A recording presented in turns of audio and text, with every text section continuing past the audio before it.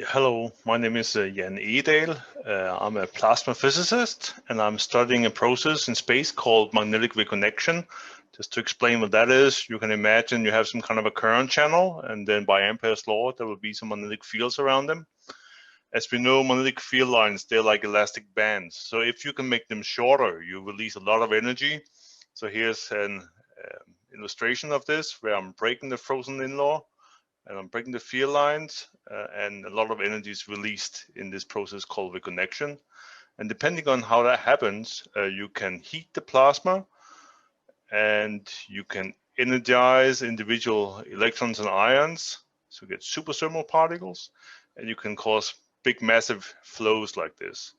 And an example of the latter is this movie here recorded of the sun, where you see coronal mass ejections. So these are basically the biggest explosions in our solar systems, where like the mass of Mount Everest is put into space very rapidly. Yeah, and here's another example, like the solar wind is blowing and is blowing onto the Earth's magnetosphere, and you can also induce magnetic reconnection here. So in a nice side magnetotail, you can have reconnection, and that causes the aurora borealis. And this all has to do with breaking these frozen-in law and violating some of the standard properties of plasma physics.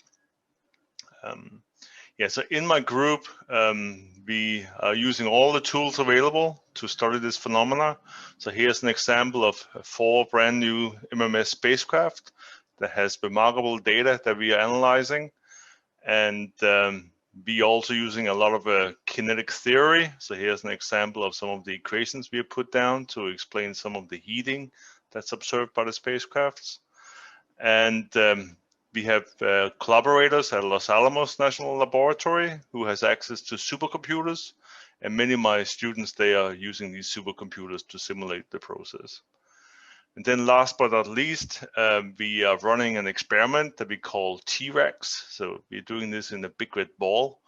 And in this process, or in this experiment, we can actually induce magnetic reconnection. So here's a movie that we recorded during one of these reconnection experiments, where you can see how this reconnection layer is moving in.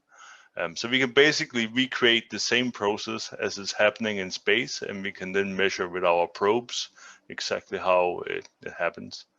So yeah, if you are interested in space physics, then we have a lot of interesting work going on here, and in particularly, I'm looking for a student to work on the experiment. All right, thank you for listening to me. Hope to see you soon. Bye.